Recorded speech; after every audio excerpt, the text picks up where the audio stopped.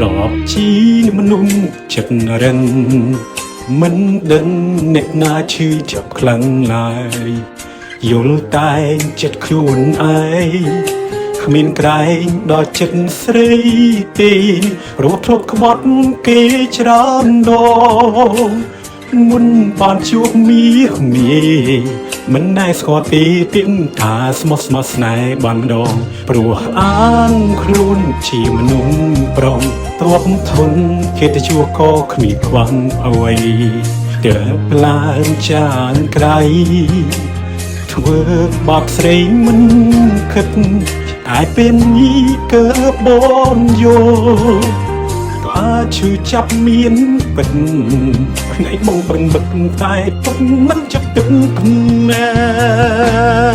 បងទើបតែប្រឹងមកស្គាល់នឹងជួយចាប់ខាងប៉ុណ្ណាព្រោះវាមរាធ្វើឲ្យអងស្រក់ទឹកភ្នែករាល់ថ្ងៃហេតុតែផងឈួតលីលាមិនដែលអោយអំឡៃស្ដីអូនច្រើនណាស់ថ្មីដើម្បីមកជំនួសបងសែនស្ដីក្រោយណាបានបានពេលវេលាបានទេ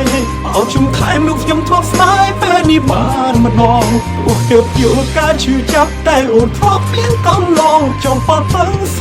ងពេលអូនឈឺខ្លាំងទៀតមក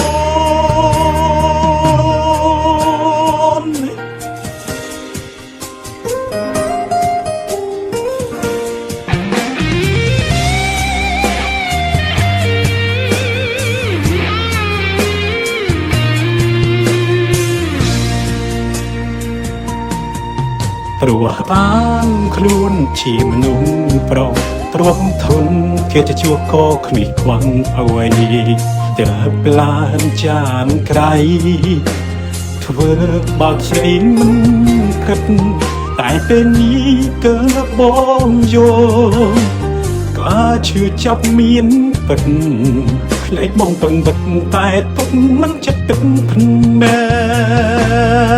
អូនទើបតែខំមកស្គាល់នឹងជួយចាប់ខាងប៉ុណ្ណាព្រោះនាមរាធ្វើឲ្យអងស្រក់ទឹកភ្នែករាល់ថ្ងៃហេតុតែបងឈួតលីលាមិនដែលអោយអំឡៃស្ដីអូនច្រើនណាស់ថ្មីដើម្បីមកជំនួសបងសែនស្ដីក្រោយណាបានផ្លាស់ពេលវេលាបានទេ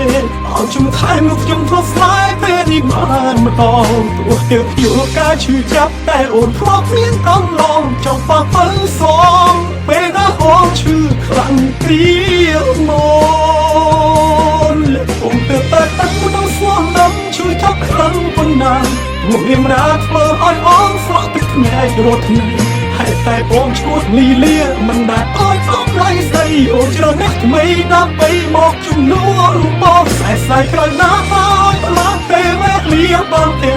អោជុំថែមខ្ញុំធ្លាប់ស្ដាយពេលនេះបានម្ដងអូនទើបយល់ការឈឺចាប់តែអូនធ្លាប់មានកំឡងចង់ប៉ះពឹងសងពេលណាអូនឈឺខ្លាំង